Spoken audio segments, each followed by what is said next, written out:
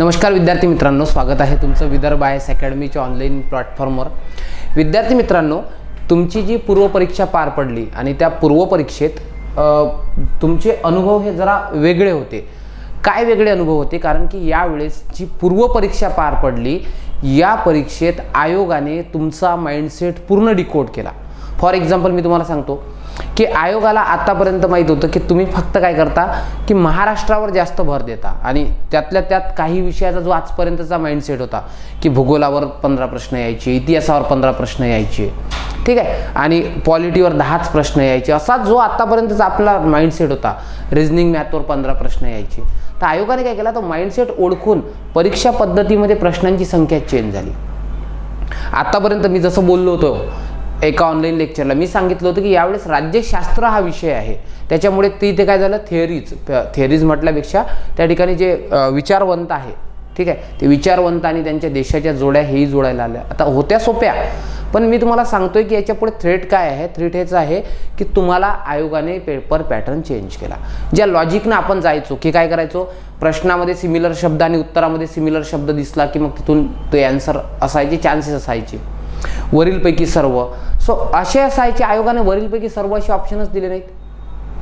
किंवा आयोगाने काय केलं, त्या ठिकाणी जो आतापर्यंत एलिमिनेशन मेथड आपण यूज करायचे त्या एलिमिनेशन मेथडही दिल्या नाही। सो आयोगाने एवढे सारे चेंजेस केले। आयोगाने फक्त काय केलं, मुलांचा जो सिलेबस आहे डिकोड, म्हणजे मुलांनी जो आयोगाला डिकोड केलं होतं, आयोगाने त्याच्याही वरची एक पायरी गाठली।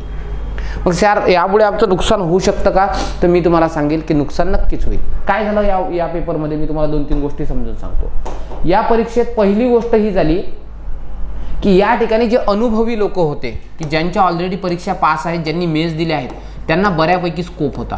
कारण की आता फॉर एक्झाम्पल सांगतोय की राज्यसेवेचा एक गट आहे, राज्यसेवेच्या गटासाठी असे प्रश्न फारसे अनोळखी नव्हते, ठीक आहे, म्हणजे मी पेपर सोपी आहे असं म्हणत नाही, पण मी सांगतोय की त्यांच्यासाठी ते प्रश्न अनोळखी नव्हते। किंवा ज्यांनी STI ASO मेन्स दिली आहे, सो या लोकांसाठी PSI मेन्स दिली आहे, या लोकांसाठी म्हणजे मेन्स ज्यांनी दिली आहे त्यांच्यासाठी हा पेपर तेवढा अवघड नव्हता। स्कोर कमीच येईल कारण की मुलांच्या स्कोरची सुरुवातच मुलांनो 22-25 मार्क्सपासून सुरुवात आहे, तर हार्डली 55च्या वर क्वचितच ऐकायला मिळतात, ठीक आहे। आणि काही लोक असतात ॲक्सिडेंटल मुलं असतात। आता फॉर एक्झाम्पल एक मुलगा मला भेटला, सर मला एक मुलगा भेटला, तो पोलीस भरती करायचा आणि पोलीस भरती करत असताना त्याने काय केलं, ही परीक्षा दिली की बाबा चलो, कारण की या परीक्षेत फार हौसे-गौसे 900 लोक होते। मला एक सांगा ना रे, एवढे लोक MPSC करतात का? 4.66 लाख नाही करत ना। यांना काय वाटलं, यांना वाटलं की जाहिरात फार मोठी आहे, जमली तर जमली, आशेवर काय जग कायम आहे। सो अशाही लोकांनी दिलं, परीक्षा दिली। मग ते तुमचे कॉम्प्युटर आहेत का? नाहीत। मी त्यांना असं म्हणत नाही की ते विद्यार्थी अभ्यासू नाहीत, पण MPSC मध्ये जे फुल टाईम अभ्यास करतात त्यांचेच वांदे आहेत, तर मग पार्ट टाईम वाल्यांचे काय हाल होतील हे तुम्हाला चांगल्या प्रकारे माहिती आहे। सो त्याच्यामुळे एवढी सारी गर्दी ही मॅटर करत नाही, कारण की यापैकी 80% लोकांनीच काय दिले, पेपर दिले, परीक्षा दिली। आता माझ्याच क्लासरूममध्ये मी स्वतः एक परीक्षार्थी आहे, मुलांना रोल नंबर कसा टाकावा लागतो हे माहीत नव्हतं, कारण की ते लोक कसे शिफ्ट झाले होते, बाबा एवढी मोठी जाहिरात आहे, जमली तर जमलीवाले असेही लोक होते। मग एका पोलीस भरतीवाल्या मुलाने पेपर दिला, त्याला 20 पैकी 16 मार्क्स त्याचे रिझनिंग मॅथमध्ये बरोबर आले आणि इतर ठिकाणी तुक्केबाजी चालली, त्याचा स्कोर 51-52 आला। मग मला एक सांगा, त्याचा जर 51-52 स्कोर आला असेल रिस्क घेऊन, ठीक आहे, पण तो मेन्सला तुमच्यासोबत टिकणार आहे का? त्याला रिमोट सेन्सिंग येतं का? त्याला सायन्सचे एवढे डिफिकल्टी, तुम्ही ग्रॅज्युएशन PG ग्रॅज्युएट आहात, त्या लोकांनाही जमले नाही। म्हणजे इव्हन यावेळी इतकी डोकेदुखी झाली की प्रश्न हे जे होते ना, बरेचसे प्रश्न आउट ऑफ द बॉक्स होते। पॉलिटीमध्ये 3च्या जवळपास प्रश्न आउट ऑफ द बॉक्स। मला एक सांगा, ड्राफ्टिंग कमिटीचा क्वेश्चन विचारला, ड्राफ्टिंग कमिटी कोणती विचारली? Drafting advisory committee. आणि ड्राफ्टिंग ॲडवायझरी कमिटीचा BN राऊ यांनी पहिला जो ड्राफ्ट दिला होता त्या ड्राफ्टवर प्रश्न विचारला। किंवा तुम्ही तो म्हणा 1919च्या कायद्यावरचा प्रश्न बघा, किती फॅक्च्युअल, किंवा तो सायन्सवरचे प्रश्न किती कठीण सारे प्रश्न होते। मग अशा वेळेस रिस्क घेणं महत्त्वाचं होतं आणि इथे ज्या मुलांनी रिस्क घेतली, अनुभवी मुलांनी, ठीक आहे, सो त्यांचे स्कोर आहेत। मी कट ऑफ प्रेडिक्ट करत नाही, पण एवढं सांगतो मी, तुमच्या जर आयोगानं जर एक परीक्षा एक कट ऑफ लावला, मी तर माझी आग्रही मागणी हीच आहे, एक परीक्षा एक कट ऑफ। आव्हानांवर बोलतोय मी आज तुमच्यासोबत बोलतोय की मेन्स परीक्षा देताना आपल्या समोर कोणते आव्हान आहेत, कोणत्या चांगल्या गोष्टी, कोणत्या वाईट गोष्टी, या सर्व गोष्टीला बोलतोय. फक्त मी तुम्हाला सांगतोय की काही जाहिरातीच्या गोष्टी बघून घेऊ, परीक्षा पद्धती कशी असेल बघून घेऊ, नंतर इतर गोष्टीवर आपण डिस्कस करू. सो सर्वात पहिला मुद्दा बोलू की यावेळेस जी जाहिरात आली ही 8 पदांसाठी आली. किती पदांसाठी? 8. मग त्यामध्ये ASO आहे, त्यानंतर आपण ज्याला STI म्हणतो, ठीक आहे, त्यानंतर PSI, त्यानंतर या ठिकाणी जे आहे सब रजिस्ट्रार, त्यानंतर दुय्यम निरीक्षक, राज्य उत्पादन शुल्क, एक्साईज फार कमी जागा आहेत, 6 जागा आहेत. त्यानंतर तांत्रिक सहाय्यक, कर सहाय्यक आणि लिपिक टंकलेखक. सो याच्यामध्ये 2 संवर्ग त्यांनी केला. पहिला संवर्ग हा ज्याला गट ब संवर्ग म्हणतील, ठीक आहे, आणि दुसरा संवर्ग हा, ठीक आहे, इथपर्यंत, ज्याला गट क संवर्ग म्हणतील.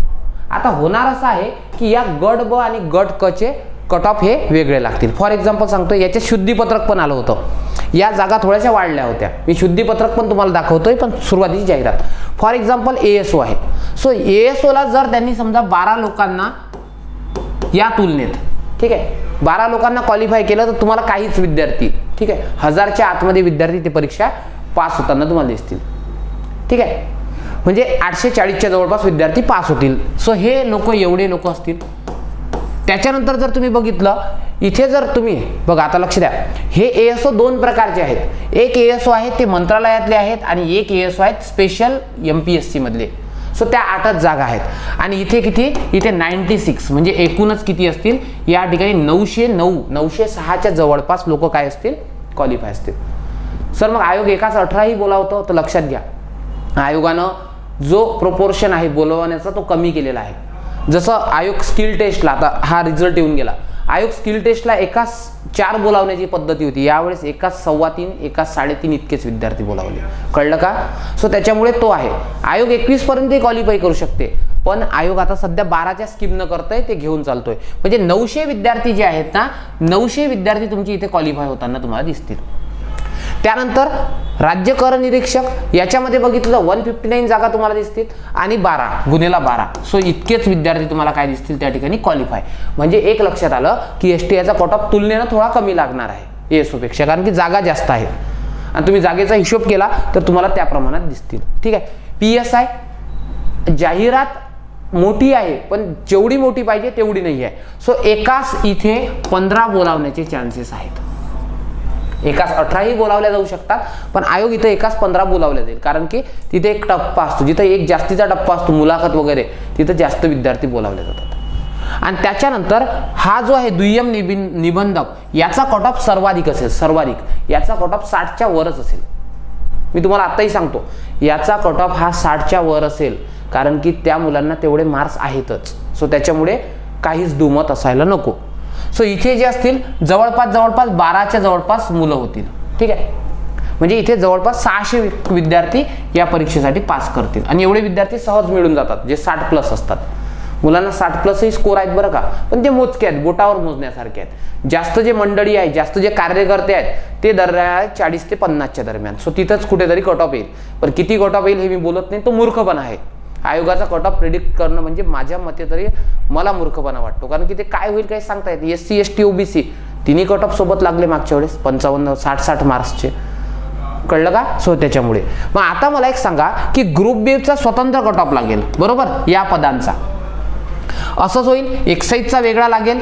कर निरीक्षक, आता बघा ना इथे किती विद्यार्थी क्वालिफाय होतील रे? जास्तीत जास्त 12 लोक. म्हणजे तुम्हाला एक लक्षात आलं का? हेच ते 12 ज्यांना 60+ मार्क्स आहेत, तेच 12 आहेत. ही परीक्षा पास होतील, ही पण परीक्षा पास होतील, ही पण परीक्षा पास होतील, ही पण परीक्षा पास होतील. कारण की ज्यानं त्या ठिकाणी दुय्यम निबंधक सब रजिस्ट्रार घेतला त्याला इतर परीक्षा ऑटोमॅटिक होऊन राहिल ना. तो इथे पण या पण 12 मध्ये असेल, इथंही तेच 12 असतील ज्यांनी सब रजिस्ट्रार वाले असतील. शेवटी करणार काय आहेत? ऑप्टिंग आउटच करणार आहेत. कळलं का? फॉर्म जरी इंडिव्हिज्युअल वेगळे भरावे लागतील तर संधी कमी होऊन राहिल्या ना. मग त्यापेक्षा तुम्ही या संवर्गाचा स्वतंत्र कट ऑफ लावा, या संवर्गाचा स्वतंत्र कट ऑफ लावा. याही पेक्षा वेगळेपणाने सांगतो समजून. ठीक आहे. आता इथे बघा कर सहाय्यकचे 468 जागा आहे. सो इथे जास्त संधी आहेत तुम्हाला. एकाच 15 बोलावण्याचं प्रमाण असू शकतं. बोलावणार नाही आयोग, कारण की स्किल टेस्ट नावाचा मुद्दा आहे तो. आणि इथे ज्या जागा आहेत ह्या 7000 समथिंग, कारण की यात आणखी 2 पदं वाढले होते. आता एक लक्षात घ्या, सर इथं 7000 गुणिले 12 होईल का? तर त्याचं उत्तर आहे नाही. इथं 7000 गुणेला 12 होणार नाही. का बरं सर? तर त्यासाठी एक कारण आहे, जे कारण मी तुम्हाला समजून सांगतो. यासाठी संपूर्ण महाराष्ट्रातून विद्यार्थी मागणी करून राहिले की जसा राज्यसेवेचा कट ऑफ लागतो, प्रिलिमचा एकच कट ऑफ लागतो, डीसी साठी वेगळा, नायब तहसीलदारासाठी वेगळा, मुख्याधिकारीसाठी वेगळा असं असतो का? असं नाही. काय असतो? एकच कट ऑफ राहतो, बरोबर ना? एकच कट ऑफ राहतो. मेन्सवर ठरेल बाबा तुला डीसी मिळेल की नायब तहसीलदार मिळेल. मग तुम्ही असं करा ना, एक काय करा, या संवर्गाचा एक कट ऑफ लावा की बाबा हे बघ 32 मार्क्स कट ऑफ आला. आता मेन्सच्या वेळेस तू प्रेफरन्स दे की मला 1 नंबर ही पोस्ट पाहिजे, 2 नंबर ही पाहिजे, 3 नंबर ही पाहिजे, 4 नंबर ही पाहिजे. माझी लायकी असेल तर मला ही पोस्ट मिळेल, नसेल तर ही पोस्ट मिळेल. याच्यामुळे काय होऊन राहिलं, याच्यामुळे हे जे सर्व पद आहेत हे एकत्र पद बनतील. आता पदांची संख्या होईल या ठिकाणी 7600 च्या जवळपास. आणि 7600 जर पदांची संख्या बनली, ठीक आहे, 7600 पदांची संख्या बनली तर गुणेला 12 इतके विद्यार्थी क्वालिफाय होतील. असं नाही केलं आयोगानं तर आयोग आणखी काय करू शकतं? आयोग असं करू शकतं की हे वेगवेगळे घे बाबा, पण इथं तर वेगळा कट ऑफ लावतो, याला गुणेला 12 घेणं. पण असं का होणार नाही त्याचं कारण मी तुम्हाला समजून सांगतो, लक्ष द्या. म्हणून पोरं एक गरज आहे ती म्हणजे काय, एक परीक्षा एक कट ऑफ. कळलं का? आता बघा मी तुम्हाला एक नोटिफिकेशन दाखवतो. त्या नोटिफिकेशन मध्ये तुम्हाला सर्व गोष्टी व्यवस्थित कळतील. बघा आयोगानं काय म्हटलं. आयोगानं असं म्हटलं, हे बघा, संयुक्त पूर्व परीक्षेकरता अर्ज करताना दिलेला विकल्प म्हणजे तुम्ही फॉर्म भरताना ते 288 क्लिक केले होते नाही का, डोकेदुखीवाले, ते विकल्प आणि भरायच्या विविध राखीव अराखीव आरक्षित पदांच्या आधारे संबंधित प्रत्येक संवर्गाच्या मुख्य परीक्षेसाठी उमेदवाराची संख्या निश्चित करून, जसं मी तुम्हाला सांगितलं, प्रत्येक प्रवर्ग त्याच्यात 4 पद, लिपिक टंकलेखक वेगळं, कर सहाय्यक वेगळा, एक्साईजचा वेगळा, SI 100 आम्ही ठरवू एकाच 12 घ्यायची की 15 घ्यायची, स्वतंत्र कट ऑफ लावू. अजून सामायिक पूर्व परीक्षेमधील उमेदवारांच्या गुणाच्या आधारे प्रत्येक संवर्गाकरता स्वतंत्र निकाल येईल. म्हणजे समजलं का, इथे हे जे संवर्ग आहेत याचा स्वतंत्र कट ऑफ येईल, याचा वेगळा, याचा वेगळा, याचा वेगळा, याचा वेगळा. म्हणजे तुमच्या एक लक्षात आलं का, इथे होऊन असं राहिलं, जे लोक सब रजिस्ट्रार टॉप 12 मध्ये असतील, कळलं का, तेच लोक सगळे रिझल्ट घेतील, बरोबर ना?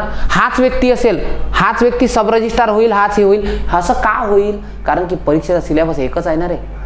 मग सिलेबस एकच आहे तर टॉपचे मार्क्स घेणाऱ्याला सगळे असतील. मग शेवटी तो करणार काय आहे, एक पोस्ट घेईल आवडीची आणि 7 पोस्ट ऑप्टिंग आउट करेल. कळलं का? 7 पोस्ट काय करेल, ऑप्टिंग आउट करेल. आयोगाने मेन्सला बोलावण्याचा रेशो चेंज केला का नाही? 12च बोलावले.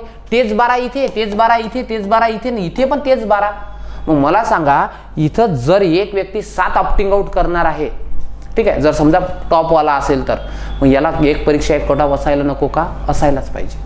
सो ती मागणी व्हायला पाहिजे आणि आयोगानेही त्याचा विचार करायला पाहिजे आणि मान्य आयोग त्यावर पुनर्विचार करेल, हेही तेवढंच नक्की आहे. तेवढं नक्की की आयोग त्यावर पुनर्विचार करेल. ठीक आहे, चला आता बोलतो पुढे. यांनी काय म्हटलं की फक्त लिपिक टंकलेखक संवर्गाकरता, बघा लक्ष द्या, त्यांनी काय सांगितलं की प्रत्येक प्रवर्गाचा वेगळा लावू आम्ही.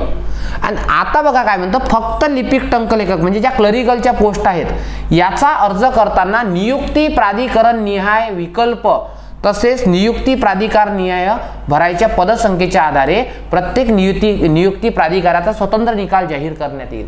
हे काय भानगड आहे, हे भानगड मी तुम्हाला जाहिरातीत सांगतो. कारण की एक लक्षात घ्या, आयोगाची जाहिरात हे समजायला फारशी कठीण असते, कारण की त्यातल्या छोट्या छोट्या गोष्टीवर मोठे डिबेट होतात, त्याच्यावरच न्यायालयीन प्रकल्प काय होतात, न्यायालयात प्रलंबित प्रकरण होतात. ठीक आहे, आता मी तुम्हाला जाहिरात दाखवतो, तो चांगल्या प्रकारे समजेल. बघा, मी शांतपणे सगळ्या गोष्टी तुम्हाला डिकोड करण्याचा प्रयत्न करतोय. शेवटी काय पॉझिटिव्ह येतील, निगेटिव्ह येतील हे पण सांगतोय. तुम्हाला घाबरून देणे किंवा कट ऑफ खूप जास्त येईल असं आमचं कुठेही म्हणणं नाही किंवा इंटेन्शन नाही. फक्त मी तुम्हाला रियालिटी दाखवतो. आता बघा, लक्ष द्या. फॉर एक्झाम्पल, येथून आपण लिपिक टंकलेखक बघू. हे बघा, आता हे आहेत मंत्रालयीन प्रशासकीय विभाग. लक्षात घ्या, मंत्रालयीन प्रशासकीय विभाग आहे. इथं समजा अमागासचे 8 आहेत, समजून घ्या. मी तुम्हाला ओबीसी सांगतोय, समजा ओबीसी म्हणा कोणतंही, फक्त एक एक्झाम्पल म्हणून ओबीसी सांगतोय.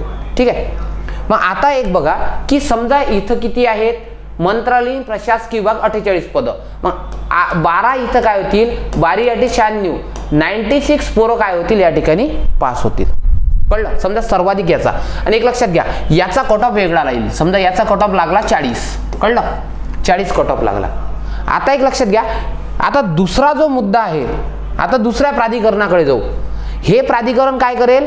विभागीय माहिती कार्यालय नाशिक हे स्वतःचा स्वतंत्र कट ऑफ लावेल. कळलं? स्वतंत्र कट ऑफ लावेल, आणि हा कट ऑफ लावेल आपला 39. मग मला सांगा की ज्यांनी 40 मध्ये या परीक्षेसाठी पास झाले तेच लोक काय असतील? इथं पास होतील. कळलं का?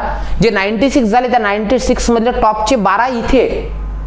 अशा प्रकारे जर तुम्ही पुढे गेले काही पदांमध्ये तर बोरो इतर मागास वर्गच नाहीये, कारण की तुम्हाला प्रत्येक गोष्टीचा प्रेफरन्स द्यायचा आहे. आता विभागीय माहिती कार्यालय लातूर आहे, इथं ओबीसीचं पदच नाहीये. ठीक आहे. त्याच्या पुढे जर गेले तर या ठिकाणी विभागीय माहिती कार्यालय ओबीसीचं पदच नाही. तुम्हाला जाहिरात फार मोठी दिसून राहिली ती, पण ऍक्च्युअल मध्ये तसं आहे का? विभाग निहाय बघा ना, हे बघा. त्यानंतर विभागीय माहिती कार्यालय अमरावती इतर मागासवर्गीयाचं पदच नाही. ठीक आहे. विभागीय माहिती कार्यालय औरंगाबाद इतर मागासवर्गीयाचं पदच नाही. ठीक आहे. त्याच्यानंतर कृषी आयुक्तालय 58 पद, इतर मागासवर्गीय 12 पद. जे 896 जे क्वालिफाय झाले होते तेच लोक इथं. म्हणजे तुम्हाला समजलं का? हे जे एक रेड मुद्दा आहे याचा स्वतंत्र कट ऑफ असेल, आणि तेच ते मुलं असतील जे कट ऑफ मध्ये असतील. आधी कसं व्हायचं की 12 पोरं जे STI पास झाले तेच ESO पास आणि तेच PSI पास, सेम इथं होईल. म्हणजे इथे ऍक्च्युअल मध्ये संधी मिळायला पाहिजे होती. आपण समजा 7000 जागा समजू, 7000 जागा समजा, 7000 जागा गुणिले 12 म्हणजे इथे जवळपास 84,000 मुलं क्वालिफाय व्हायला पाहिजे होते.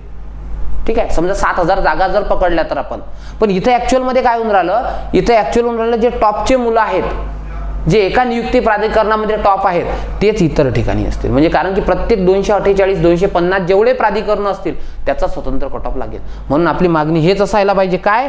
एक परीक्षा एक कट ऑफ. कळलं का? सो हे फार मोठं आव्हान आहे आपल्यासमोर. कळलं? आव्हान नंबर 1. आता सर कट ऑफ किती लागेल? तर मी तुम्हाला सर्वांना सांगेल. गर्ल्स हे बघा की तुमच्याकडे 1 वर्ष आता काहीच नाही, तसंही 1 वर्ष आपल्याला मेन्सच करायची आहे. थकायचं का नाही? झुकायचं का नाही? सर कट ऑफ नाही, मी ना करता आहे, माझा अभ्यास नाही बाबा, ह्या फालतू गोष्टी करायच्या नाहीत. इथं जे रिझल्ट होल्डर आहेत, आयोगातून पहिले येणारे आहेत, ते दुसऱ्या वर्षी प्रिलिम्सही पास होत नाहीत. ठीक आहे. मी 2018 पासून प्रत्येक प्रिलिम्सला पास आहे, पण 2021 मध्ये माझा एकही रिझल्ट आला नाही. मग 2021 मध्ये रिझल्ट आला नाही तर मी ना करता आहे का? मी हुशार नाही का? मी मेहनती नाही का? मी अभ्यास करत नाही का? माझ्या लायकीचा नाही का? आहे. तो पेपर माझ्या लायकीचा नव्हता. त्या पेपर सोबत माझं कॉर्डिनेशन झालं नाही. नवरा बायको सारखं असतं ते, दोघांचं सूत जुळलं तर रिझल्ट येतात. ठीक आहे. इथे कसं आहे, पेपर आणि तुमचं ट्युनिंग जर झालं तरच होतं बरं का, एक लक्षात घ्या. सो खचायचं नाही. ठीक आहे. काळ कसोटीचा आहे, पण कसोटीलाही माहित आहे की आम्हाला वारसा हा संघर्षाचा आहे. कळलं का? सो जोपर्यंत आम्हाला पोस्ट मिळणार नाही तोपर्यंत सोडणार नाही. कट ऑफ किती येईल सर? कट ऑफ किती येईल आय डोंट केअर, मला काही घेणदेण नाही कट ऑफ किती येईल तर. कारण की 2018 मध्ये माझ्यासोबत एक प्रकार झालेला. 2018च्या पहिल्या की मध्ये मला 49 मार्क्स.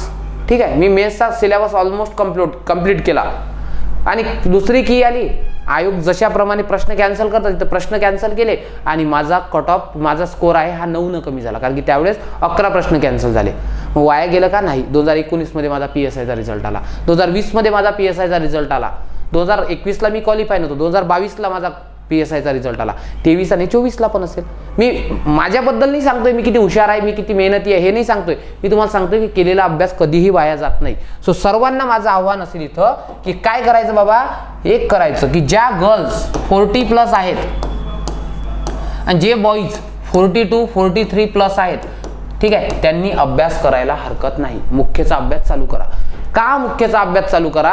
कारण की मुख्यचा सिलेबस हे तुमच्यासाठी मोठं आव्हान आहे. याच्यावर मी बोलतो, याच्यावर भाष्य करतो. बघा आता लक्ष द्या. का बरं सर असं काय आहे या मेन्समध्ये जे आतापर्यंत नव्हतं? बाबा हे आहे की इथं मेन्सचा सिलेबस तर आहे सेमच. बघ लक्ष दे, हा सिलेबस मेन्सच आहे, पण इथं पॅटर्न तर बघा कसा चेंज झाला. इथं इंग्लिश मराठी जो आहे ना हा 50-50 मार्क्स आला, म्हणजे इंग्लिशचं वेटेज खूप वाढलं. आता इंग्लिशच्या प्रत्येक टॉपिकला टच होईल. आधी काय व्हायचं? आधी 30 मोजक्याच टॉपिकला टच व्हायचं. फिगर ऑफ स्पीच सारख्या याच्यावर प्रश्नच येत नव्हते. आता आयोग काय करेल? त्यावरही प्रश्न टाकेल. ठीक आहे. कळलं का? म्हणजे प्रत्येक त्या प्रकारच्या याच्यावर येईल. ठीक आहे. सो अशा प्रकारे आयोग प्रत्येक, त्यानंतर तिथे आयोग बऱ्याचशा गोष्टीवर प्रश्न विचारू शकत नव्हते. इडियम अँड फ्रेजेस किंवा त्या ठिकाणी अँटोनिम सिनोनिम्सवर जरा मर्यादा यायची, पण आता आयोग विचारेल. म्हणजे त्याच्यामुळे आयोगाला प्रचंड स्कोप इथं वाचला. मग सर यासाठी बेस्ट वे काय आहे? मी तुम्हाला बेस्ट वे सांगतो काय आहे तर रिव्हर्स इंजिनिअरिंग. फार अफलातून आहे. काय करायचं, एक कोणतंही PYQचं बुक घ्यायचं. मी कोणाला कोणत्या अकॅडमीला प्रमोट करत नाही. कोणतंही PYQचं बुक घ्यायचं आणि त्या अनुषंगाने वाचायचं. बायबल तुमचे सिलेक्टेड असले पाहिजे. मी माझ्या मेन्सचं सांगतो, ठीक आहे, मी माझ्या मेन्सचं बायबल सांगतो. मी कधीही इंग्लिशसाठी, ठीक आहे, काय करतो, मी SP बक्षीची नोट्स करतो. SP बक्षी, ठीक आहे. SP बक्षींची नोट्स जर केली ना तर गरज पडत नाही, ठीक आहे. एरर वगैरेसाठी जे आहेत, म्हणजे फॉर एक्झाम्पल एक बुक येतं पाल्यानसुरीचं. पाल्यानसुरीमधले जसेच्या तसे वाक्य कॉपी होतात, ठीक आहे, कळलं का? सो पाल्यानसुरी SP बक्षीतून जसेच्या तसे प्रश्न येत असते तर मी जास्त एनर्जी कशाला खर्च करायची? बघा ना, मी तुम्हाला दाखवून देतो बाबा. जेव्हा डायरेक्ट इनडायरेक्ट स्पीचचे असतात, चेंद व्हाईटचे वाक्य असतात, ठीक आहे, विरामचिन्हांचा वापर करा, यासाठी जसेच्या तसे वाक्य असतात पाल्यानसुरीमधले. मग मला सांगा, याची देही याची डोळा जर असेल तर कशाला एनर्जी स्कॅटर करायची? कळलं का? सो बेस्ट वे आहे SP बक्षीची नोट्स आणि त्यानंतर पाल्यानसुरी. पण एक लक्षात ठेवा, हा विषय तेव्हा समजतो जेव्हा तुमचा PYQचा अभ्यास असतो. नाही तर आयोग असे प्रश्न विचारतं की ते लक्षातही येत नाही. घरी आल्यानंतर लक्षात येतं हा प्रश्न ॲडजेक्टिव्हवर होता. ॲक्च्युली तो एक मोहम्मद अलीचा प्रश्न आला होता मला मेन्सला ग्रुप Cला. तिथं विचारलं होतं की सीझनल हा शब्द वापरायचा होता. Which one was not correct असा प्रश्न आला होता, ठीक आहे, इज नॉट करेक्ट असा प्रश्न आला होता. आणि मला एक समजलंच नाही. मी म्हटलं मोहम्मद अली सीझनल बॉक्सर कसा असेल? बॉक्सर कुठं सीझनल असेल? हेच विधान चुकीचं आहे असं मला वाटलं. पण त्याने काय विचारलं, 3 ठिकाणी ॲडजेक्टिव्ह यूज केला होता, एका ठिकाणी त्याचा नाऊन म्हणून यूज केला होता. तुम्हाला ऑड मॅन आउट करायचं होतं. म्हणजे असे प्रश्न असतात जे कळतही नाही. कळलं का? सो अशा छोट्या छोट्या गोष्टी, त्याच्यामुळे इथे लक्ष द्यावं लागतं, कारण की इथे बऱ्याच मोठ्या प्रमाणात वेटेज वाढला आहे. आणि सर मग ग्रामरसाठी कोणतं बुक वापरायचं? तर मी सांगेल MJ शेख पुस्तक वाचा. MJ Shaikh line to line प्रत्येक गोष्ट कव्हर होते. किंवा कोणती अकॅडमी ज्याच्या तुमच्याकडे नोट्स असतील ते. मराठी आहे, मराठीसाठी बायबल आहे ते म्हणजे मोरा वाडिंबे सरांचं पुस्तक. बस संपला, विषय संपला. काय सांगितलं? मोरा वाडिंबे सरांचं पुस्तक आणि त्यांचंच ते जे येतं शब्दार्थ ते, त्याच्या बाहेर इनोव्हेशन करत बसू नका. एखादा प्रश्न असा ऑड असतो. आता मला सांगा की या ग्रुप बी मध्ये तुम्हाला फार ऑड प्रश्न आले. प्रश्न काय आले? रजनीश अँड सेट, त्यांचं चॅम्पियन अँड सेट, रजनीश सेट नाही, चॅम्पियन अँड सेट याचं वर्गीकरण विचारलं. मग मला सांगा, एखादा प्रश्न असा ऑड येत असेल तर सगळे वर्गीकरण पाठ करायचे का? असे तर किती सारे मग हवामान शास्त्रज्ञ आहेत. कळलं का? मला सांगा, जर त्यांनी विचारलं ऑपरेशन फ्लड कधी चालू झालं? White revolution. मग प्रत्येक रिव्हॉल्युशनच्या तारखा पाठ करत बसायचं का? तिथं कोण्याच पुस्तकात नाही आहे. सो इथं काय असतं, इथं स्पेशालिस्ट नाही पाहिजे, इथं जर्नलिस्ट असलं तरी चालते. जनरल गोष्टी माहीत पाहिजे. कळलं का? आणि नाही तर बाय ट्रिक जावं लागतं. काही प्रश्न असतातच ना रे विचित्र, मूर्खासारखे प्रश्न असतात. मग आता हे प्रश्न जे आहेत, हे प्रश्न कोणालाच येत नाहीत ना. ज्याला तुक्का लागला त्याचं जमू शकते. सो त्याच्यामुळे काळजीपूर्वक करावं लागेल. कळलं का? हा सर्वात मोठा थ्रेट आहे की दोन्ही विषयाला समान महत्त्व दिलं. ठीक आहे. आणि एक लक्षात घ्यायचं, जेव्हा या दोन्ही विषयाला समान महत्त्व असेल, एक सिलेबसचा एकूण एक कंगोरा, एकूण एक कोपरा तुमच्या कंप्लीट असला पाहिजे. नाही तर लय वांदे होतात. लय वांदे म्हणजे मी प्रीपोजिशन नावाचा मुद्दा करून गेलो नाही 2021च्या मेन्सला, आणि झालं असं त्याच्यावर 3 प्रश्न आले. म्हणजे जे तुम्ही केलं नाही त्याच्यावर प्रश्न येण्याची आयोगाची काय आहे पद्धतच आहे. म्हणून मी तुम्हाला प्रत्येक गोष्ट सांगतोय. ठीक आहे. खूप साऱ्या मेन्स पास केल्या आहेत, त्याच्यामुळे मी प्रत्येक मुद्दा तुमच्याशी इलॅबोरेट करतो. मेन्सचा सिलेबस करायचा, इंग्लिश व्होकॅब कशी करायची हेही तुम्हाला सांगेल. पण आज आपण बोलतो आव्हानांवर. ठीक आहे.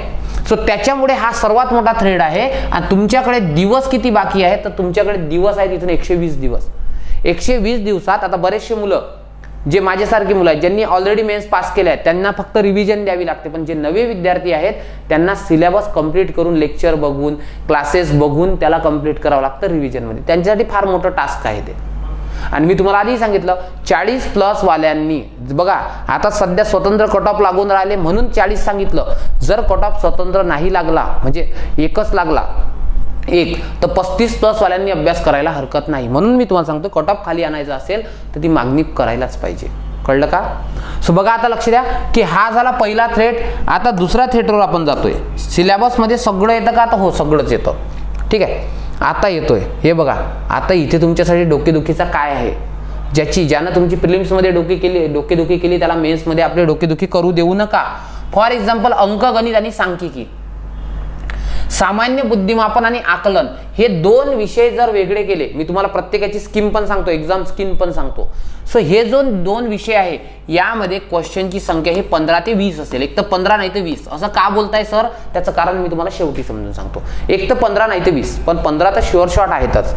मग एक लक्षात घ्या, बुद्धिमापन आणि आकलन मुद्दा टाकला. सो आकलनचं आकलन आपल्याला आजही झालं नाही.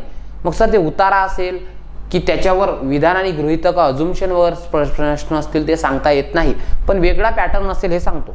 मेन्सचं रिझनिंग मॅथ प्रचंड कठीण असतं, एकदम तार्किक क्षमता लागते आणि त्याच्यात ज्यानं लीड केलं. कारण की कसं असतं माहिती आहे का, आता इंग्लिश मराठी एक स्वतंत्र पेपर झाला, त्याच्यामुळे त्यातला ICT निघून गेलं, त्यानंतर ते कायदे निघून गेले, करंट निघून गेलं. सो आता तुम्हाला स्कोप असेल, तुम्हाला 80+ मार्क्स घेण्याचा स्कोप आहे आणि मुलं घेतात बरं, मुलं 80+ सुद्धा मार्क्स घेतात.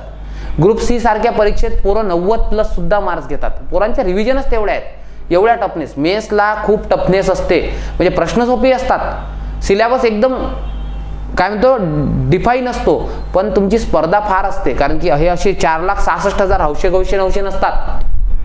इथं जातीचे लोक असतात जे प्रॉपर मेन्सच करतात. ऑलरेडी त्यांनी मेन्स पास केल्यात. एक तर आयोग वेळेवर रिझल्ट लावत नाही, 3-3, 4-4 वर्ष तुंबून ठेवतं, त्याच्यामुळे तेच ते पोरं मग तेच ते परीक्षा पास करून राहिले. कळलं का? ठीक आहे. 2020च्या प्रत्येक परीक्षेत एका विद्यार्थ्याचं नाव आहे, तोही 2022ला आहे, 23ला आहेच. सो असंही बरेचसे आहेत, ते एक निगेटिव्ह आहेच. मग आता एक बघा, इथं सांख्यिकी नावाचा मुद्दा आणला.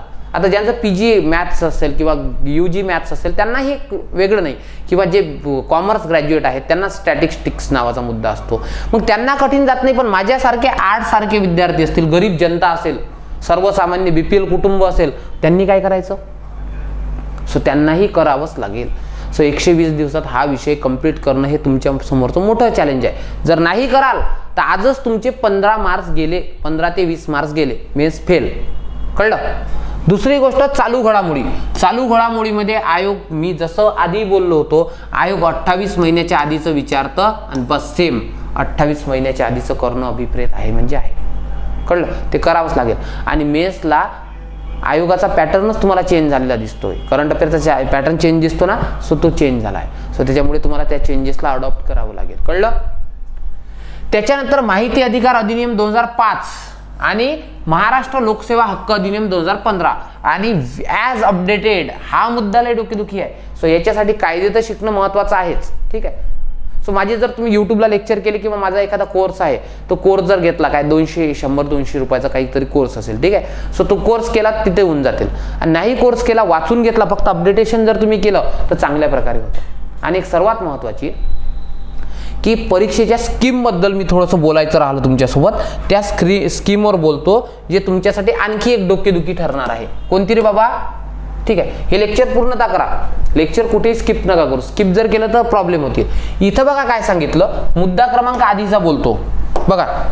महाराष्ट्र अराजपत्रित गट ब सेवा मुख्य परीक्षा संगणक प्रणालीवर आधारित आहे. म्हणजे तुमच्या मेन्स ज्या आहेत ना, ह्या कम्प्युटराइज आहेत, डिजिटल आहेत, ऑनलाईन आहेत. ठीक आहे. आणि कोण घेईल याच्याबद्दल सांगता येत नाही, कारण की आयोगाकडे तेवढी क्षमता नाही. ठीक आहे. हां, पदं कमी आहेत, फारसे कमी मुलं असतील म्हणून आयोगानं स्वतंत्रपणे सांगितलं बी तर आम्ही काही करू, मेन्स घेऊ. आणि जसा स्किल टेस्टमध्ये गोंधळ उडाला, आता मी सुद्धा स्किल टेस्ट लावतो, टेक्निकल एरर, रेड होत जाणं, ठीक आहे, त्याच्यानंतर त्याला कम्प्युटर PC अर्ध्यात बंद होणं. सो हे असे बरेचसे टेक्निकल प्रॉब्लेम, आयोगाकडे तेवढी क्षमता नाही. आणि मग मला सांगा, जर आयोगाची ऑनलाईन असेल तर ऑनलाईनमध्ये आपण ऑफलाईन सारखं वर्क नाही करू शकत ना. एलिमिनेशन लावणं किंवा भराभर या पानावरून त्या पानावर शिफ्ट करणं, स्क्रोलिंगमध्ये वेळ जात असतो. खाली पेपर स्क्रोल करत असाल किंवा दुसऱ्या ठिकाणी जायचं असेल, फॉर एक्झाम्पल तुम्हाला रॅन्डम क्वेश्चन सोडायचे असेल, तुम्हाला प्रश्न क्रमांक 86 सोडवायचा असेल, तिथे पेज करू शकता, तिथं काहीतरी वर्क करू शकता. पण इथे स्क्रीनकडे बघणं आणि ते पेपरवर घेऊन लिहिणं असा प्रकार करावा लागतो. सो आणखी टाइम कन्झ्युमिंग गोष्ट आहे. कळलं का? सो हाही आहे. हे ग्रुप बी बद्दल तर सांगितलं, ऑनलाईन घेतोच. ठीक आहे. आता मुद्दा आहे ग्रुप सी. ग्रुप सी बद्दल ते बोलले नाही. त्यांनी काय म्हटलं, गट क मुख्य परीक्षेचे आयोजन संगणक प्रणालीवर आधारित पद्धतीने अथवा और लेखी स्वरूपात. कळलं का नाही? लेखी स्वरूपात म्हणजे काय, जसा आपला ऑफलाईन पेपर आहे तसे ते आम्ही ठरवू. हा निर्णय स्वतंत्रपणे अवगत करण्यात येईल. तसेच सदर मुख्य परीक्षा संगणक प्रणालीवर आधारित पद्धतीने घेण्याचा निर्णय झाल्यास परीक्षा पद्धतीचा तपशील परीक्षेच्या अगोदर स्वतंत्रपणे सांगता येईल. म्हणजे काय, तेच I love you but as a friend. नेमकं काय माहित नाही, ऑनलाईन की ऑफलाईन, तळ्यात मळ्यात काहीच माहित नाही. पण आपण प्रिपेअर राहायला पाहिजे त्या माइंडसेट. मग सर ग्रुप सी बद्दल आयोग असं का बोललं, त्याचं कारण आहे करो. त्याचं कारण हे आहे की ग्रुप सी साठी क्वालिफाय होणाऱ्या मुलांची संख्या खूप आहे आणि आयोगाकडे तेवढी व्यवस्था नसेल, कदाचित करूनही देऊ शकता आयोग. सो त्या गोष्टी डिपेंड करतात. ऑनलाईन परीक्षा असणं हे एक आहे. ऑनलाईन टेस्ट सिरीज लावावी लागेल, ऑफलाईन टेस्ट सिरीज चालणार नाही. नाही तर काय असेल ते होईल, इंग्रज त्या बंदुका घेऊन यायचे, आधुनिक तंत्रज्ञान आपल्याकडे भाले असायचे, त्याच्यामुळे आपला पराभव व्हायचा. ज्या काही लढाई जिंकलो ते आपण आपल्या मनोबलावर जिंकलो, ठीक आहे ना. पण आपण का मूर्खपणा करायचं की आयोग ऑनलाईन परीक्षा घेणार आहे आणि आम्ही टेस्ट सिरीज ऑफलाईन लावतो, ते शक्यच नाही ना. म्हणून आपला प्रयत्न हा असेल, ठीक आहे. सागर सरांची माझी मीटिंग झाली आणि सरांशी माझं बोलणं झालं की सर आपण काय करायचं, कोणी देऊ अथवा ना देऊ, आपण टेस्ट सिरीज जी आहे ना ती मुलांना ऑनलाईन द्यायची की जेणेकरून त्यांची मॉक होऊन जाईल आणि ते जशा काही असेल ते तुम्हाला वेळोवेळी आपण ठरवूच. मात्र तोही एक पर्याय आपण करूच, ठीक आहे. कारण की एक लक्षात घ्या, सिलेबस 360च्या अँगलमध्ये चेंज झाला पूर्ण. हे इथं बघितलं, हे तर ठीक आहे. आता बघा नवीन मुद्दा सांगतोय.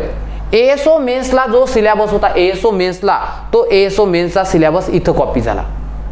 सिलेबस बघा किती वाढला, किती गोंधळ होईल तर, ठीक आहे. हे बघा इथून जो मुद्दा आहे राज्यपालापासून तर इथपर्यंत हा मुद्दा, राज्यपाल, मुख्यमंत्री, मंत्रिमंडळ, कर्तव्य, अधिकार, कार्य, राज्य विधिमंडळ, विधानसभा, विधान परिषद, त्यांचे सदस्य, म्हणजे प्रत्येक आमदार तुम्हाला माहिती असला पाहिजे कोणत्या मतदारसंघाचा आहे, तोही जोड्यासाठी प्रिडिक्ट करू शकते. कारण की आयोगात सरळ सांगितलं त्यांचे अधिकार काय आहेत, कार्य कर्तव्य काय आहेत. कार्य कर्तव्य समजतं का, म्हणजे तुम्हाला विधानसभा नियम आणि विधान परिषद नियमचा क्रक्स काढावा लागेल. जर तुम्हाला संसदेपर्यंत प्रत्येक गोष्ट माहिती आहे, ह्या समिती इतके, त्या समितीत तितके, पण राज्याच्या लोकलेखा समितीबद्दल तुम्हाला माहिती आहे का रे, राज्याच्या अंदाज समितीबद्दल तुम्हाला माहिती आहे का, राज्याची सार्वजनिक उपक्रम समिती तुम्हाला माहिती आहे का, राज्याची कार्यासंदर्भात समिती असेल माहिती आहे का. सो त्याच्यामुळे दोन्हीही करावे लागतात. आता ज्यांनी एएसओ मेन्स दिल्या जुन्या पॅटर्ननुसार त्यांना माहिती आहे की हे किती डीप नॉलेज असतं.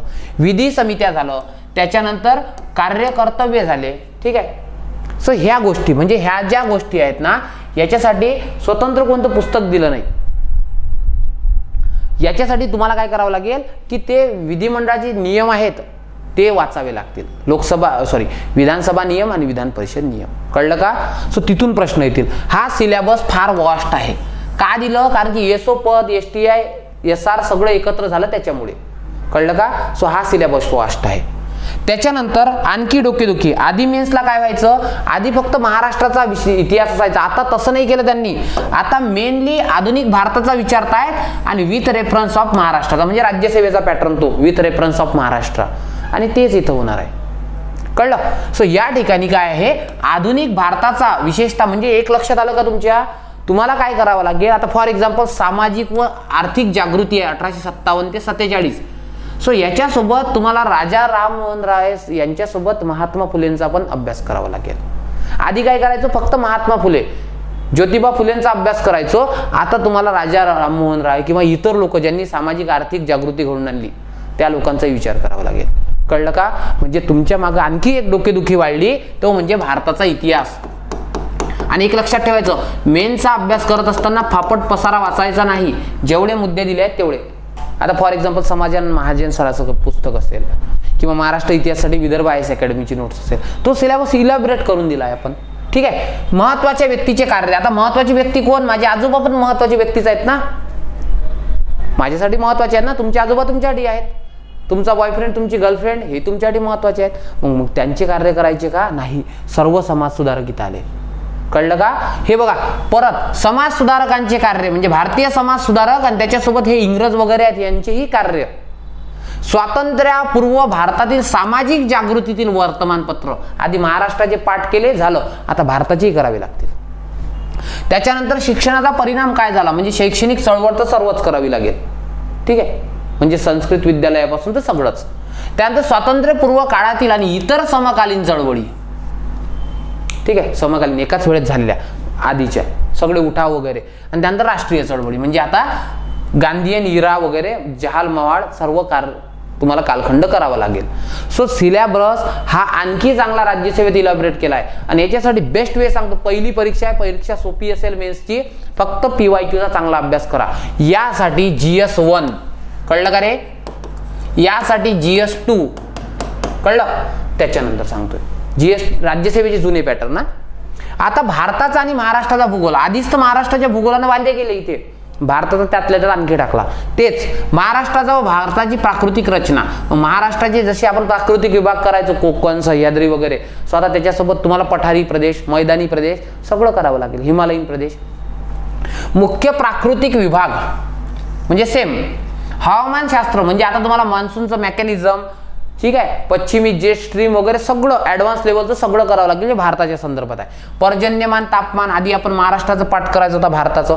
सो असा सिलेबस तुम्हाला इलॅबोरेट करून दिलाय, कळलं का, म्हणजे तुम्हाला भारताचा भूगोल या ठिकाणी वाढला. पोरो समजून राहिलं का, भारताचा भूगोल यासाठी तुम्हाला GS4चा जो जुना सिलेबस आहे, सॉरी GS1चा, सो तिथं तुमचं चांगल्या प्रकारे होईल, कळलं. जुन्या राज्यसेवेच्या प्रश्नपत्रिका आजच काय करा, डाउनलोड करा, राज्यसेवेच्या बंच बनवा आणि त्याला पटापट रीडिंग करणं चालू करा. तो तुमच्यासाठी बेस्ट सोर्स असेल अभ्यास कसा करावा लागत असतो, ठीक आहे, कळलं. त्याच्यानंतर बघा पर्यावरण हा मुद्दा कधीच नव्हता प्रिलिम्सला, हा टाकला आणि पूर्णच्या पूर्ण आहे का, नाही. मानवी विकास व पर्यावरण म्हणजे मानवी विकासामुळे पर्यावरण कशा प्रकारे त्या ठिकाणी डिग्रेडेशन होऊन राहिलं किंवा त्या ठिकाणी अवनती होऊन राहिली.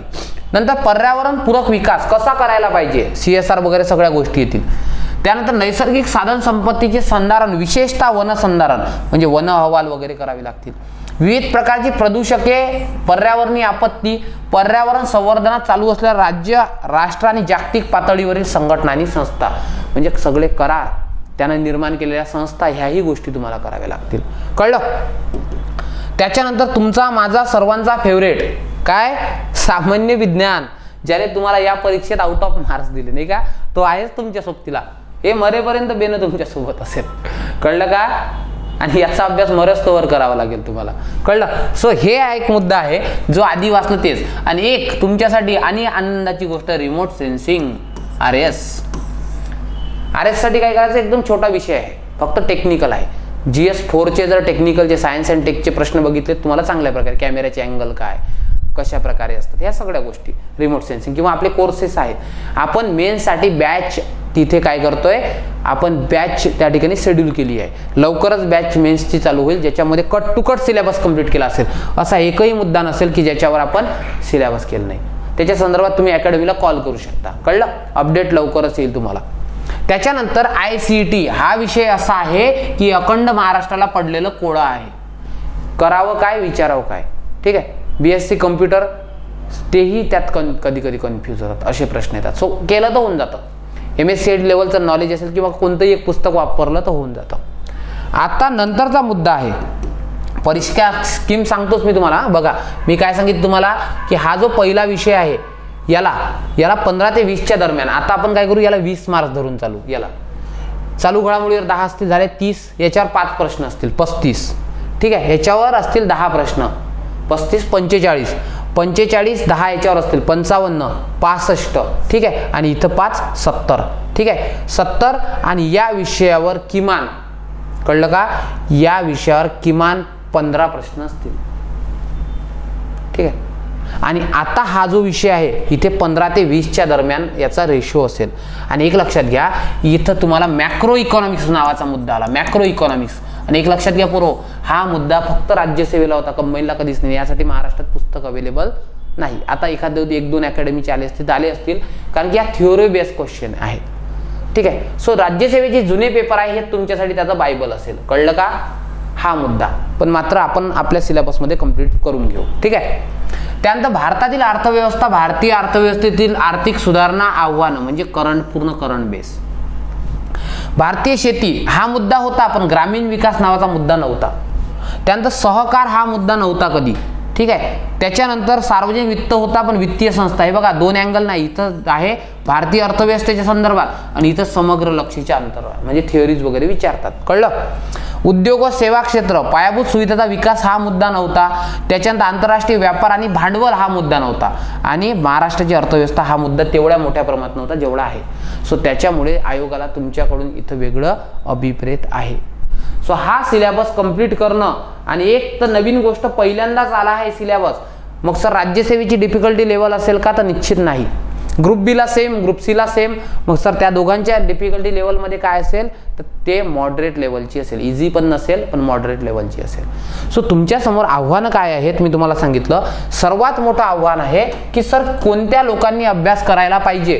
तर मी परत सांगतोय, जर one exam one cut off, काय one exam one cut off असं जर झालं, तर मग ज्यांचा स्कोर 35 प्लस आहे आणि इकडे ज्यांचा स्कोर 40 प्लस आहे, ठीक आहे. पण तसं नाही झालं, आयोग स्वायत्त आहे, आयोग ठरवेल काय ते, ठीक आहे. पण मला तरी वाटतं हा कट ऑफ लागावा. तसं नाही झालं तर ज्यांना 40 प्लस गर्ल्स, मग ते कोणत्याही कॅटेगरीचे असो, जास्त डोकं लावायचं नाही.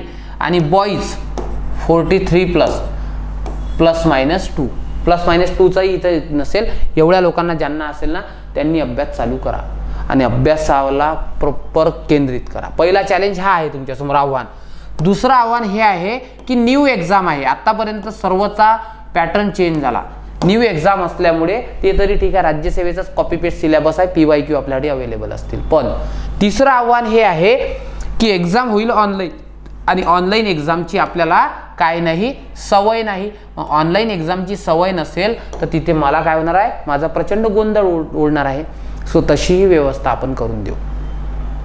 कारण की ज्या पद्धतीने युद्ध सराव झाला, म्हणजे जगात ज्या पद्धतीनं हमले चालू आहेत, तसं आपण असलो पाहिजे प्रॉपर तयार, तरच जमेल, नाही तर नाही. ठीक आहे, भाला कुराळी घेऊन आपण युद्ध जिंकू शकणार नाही. कळलं का? सो हा एक मुद्दा आहे. त्याच्यानंतर सर्वात महत्त्वाची गोष्ट काय आहे की फर्स्ट एक्झाम असल्यामुळे ही परीक्षा सोपी असेल, आणि सोपी परीक्षा आहे. त्याच्यानंतर तुमच्याकडे सगळे PYQs अवेलेबल आहेत, आणि राज्यसभेच्या ट्रॅकनं जर तुम्ही गेले तर तुमची ही परीक्षा क्रॅक होण्याचे चान्सेस आहे. आणि सर्वात महत्त्वाचा मुद्दा, मला सर्वात आवडलेली बाब, की एक संवर्ग, ठीक आहे, एक संवर्ग एक परीक्षा. म्हणजे आता मला STI साठी वेगळी, क्लरिकल साठी वेगळी, एक्साईज साठी वेगळी द्यावी लागत नाही. आधी खूप गोंधळ उडायचा. आता मागच्या वर्षी 2021ला मी सगळ्याच मेन्सला होतो, तर या आठवड्यात मला एक्साईज करावा लागला, पुढच्या आठवड्यात मला क्लर्क करावा लागला, त्याच्यानंतर कर सहाय्यक. सो एवढा कठीण जातं ते, म्हणजे प्रत्येक शनिवार बदलला, आधी शनिवारी मेन्स व्हायच्या, शनिवार बदलला की आपल्याला मेन्सचा सिलेबस चेंज करावा लागत होता. सो आता डोकेदुखी नाही ना रे. मला सांग, ज्याला 60+ मार्क्स आहेत त्याला काय करावं लागते, त्याला एकच सिलेबस आहे, तो सिलेबस कंप्लीट करावा लागतो. मग त्यानं तो जर चांगला केला तर त्याच्या ऑलमोस्ट 8च्या 8ही परीक्षा डन होतील. मग तो राजा बनेल, आणि मग काय असेल त्याचं स्वयंवर 8 उभ्या, आणि 8 पैकी तो सांगेल की मला हिच्याशीच लग्न करायचं. कळलं का? आधी कसं व्हायचं, आधी फार डोकेदुखी व्हायची. हा, त्याच्यात आणखी एक वर्ग अडकला ज्यांच्याबद्दल मला बोलायचं आहे. तो वर्ग कोणता अडकला? तो वर्ग अडकला म्हणजे 2022 वाले. त्यांची एंगेजमेंट झाली पण लग्नाची तारीखच निघून नाही राहिली. सर आम्ही 2022 करू की 23 करू? बाबा 2023 कर, 2022ची तारीख येईल त्यानंतर शिफ्ट करता येते. इंग्लिश मराठी सेम करूनच राहिला, इतिहास भूगोल करणार आहेत, रिझनिंग मॅथही करणार आहे. मग थोडासा पदाचा वेगळा सिलेबस आहे, रिझल्ट आल्यावर महिनाभर देईलच, त्यावेळेस करून घेऊ. कळलं का? आणि तशी लग्नाची तयारी शेवटच्या महिन्यातच चांगली होत असते. कळलं का? सो त्याच्यामुळे सो टेन्शन घेऊ नका. हे फार चांगली अपॉर्च्युनिटी आहे की एकच परीक्षा आहे. मग तुम्ही जर चांगले मार्क्स घेते तुम्ही सब रजिस्ट्रार पण होऊ शकता, आणि कट ऑफ जर कमी घेतला तुम्ही क्लर्क होऊ शकता. सो अशा सगळ्या गोष्टी आहेत. हे तुमच्या समोरचे मोठे आव्हान आहेत. आणि सर्वात मोठं आव्हान मी तुम्हाला परत एकदा सांगतो, तुमची स्पर्धा कोणाशीही नाही. तुमची स्पर्धा तुमच्याशी आणि तुमच्याशीच आहे, स्वतःच्या लूप होलशी आहे. त्याच्याशी ग्राउंड लेवलला राहा. रिझल्ट डोक्यात मार्क जास्त आले तर डोक्यात जाऊ देऊ नका, गर्वानं फुलून जाऊ नका. कमी आले तर निराशेत जाऊ नका. ठीक आहे, सर्वांना सगळ्या प्रमाणात सेमच आहे सगळ्या गोष्टी. सो एखादी परीक्षा तुमची काय करते, त्या ठिकाणी तुमचं नशीब ठरवत नाही किंवा तुमची लायकी ठरवत नसते. चालूच असतात अपडाऊन्स, या गोष्टी सगळ्यांना लागू आहेत. तुम्ही विचार करा रे की त्या व्यक्तीचं काय होत असेल की ज्याचा IASचा पोस्ट ही फक्त 0.25 जाते, 0.10 रिझल्ट जातात SSC सारख्या एक्झाममध्ये. मग ते खचतात का नाही? त्यापेक्षा चांगल्या पद्धतीने घेतात. मग आता मला एक सांगा, तुमच्यासारे सगळ्या गोष्टी आहेत, सगळ्या गोष्टी प्रॉपर दिल्या तर तुम्ही काय करावे लागतील, त्या ठिकाणी चांगला अभ्यास करणं हे तुमच्याकडून अभिप्रेत आहे. तुम्हाला मी आत्ताही बोललो आहे, मेन्सची बॅच ही आपण लॉन्च करतोय आणि तुमच्यासाठी ते बेस्ट अपॉर्च्युनिटी असेल. ठीक आहे. बाकी जे लूपहोल्स आहेत, सगळ्या गोष्टी आहेत, त्या सगळ्या आपण करूच. फक्त तुम्ही त्या मानसिकतेत राहा आणि जेवढ्या मार्क्सवर मी तुम्हाला सांगितलं काय करा, अभ्यास चालू करा, तेव्हा करावं लागेल. पण एक लक्षात घ्या, मेन्सला सिलेबस डिफिकल्ट आहेत, काही सब्जेक्ट डिफिकल्ट आहेत, ते सोबत घेऊन तुम्हाला चालावं लागेल. आणि काहीही तुमच्या क्वेरीज असल्या तुम्ही अकॅडमीला कॉल करून विचारू शकता. आम्ही लोक नक्कीच तुमची मदत करू. ठीक आहे. ज्यांचे रिझल्ट नाही आले त्यांनीही मेन्स करा, ज्यांचे रिझल्ट आले त्यांनी मेन्स करा. सप्टेंबर ऑक्टोबरपर्यंत मेन्स करा, नंतर प्रिलिम्स करता येते. कारण की मेन्सचा सिलेबस आधी कंप्लीट असला तर प्रिलिम्स निघत असते. फक्त प्रिलिम करून प्रिलिमचा सिलेबस येत नाही, आलाही रिझल्ट आला तर मेन्स येत नसते. कळलं का? सो त्याच्यामुळे प्रिपेअर करावं लागेल तुम्हाला मेन्ससाठी. ओके. सो मी तुम्हाला या सिलेबसमध्ये काय होऊ शकतं, काय होऊ शकत नाही, ठीक आहे, कशा प्रकारचे प्रॉब्लेम आहेत, हे संवर्गाचे कट ऑफ कसे लागतील, ह्या सगळ्या गोष्टीवर आपण बोललो. आणि मग परत एकदा सांगतोय की 1 एक्झाम 1 कट ऑफ ही सर्वात चांगली स्कीम असेल. कळलं का? चांगल्या प्रकारे अभ्यास करा. नेहमीच आम्ही तुमच्या सदैव सोबत आहोत. तुम्हाला परीक्षेच्या खूप खूप शुभेच्छा. Thank you so much. Keep studying. जय हिंद.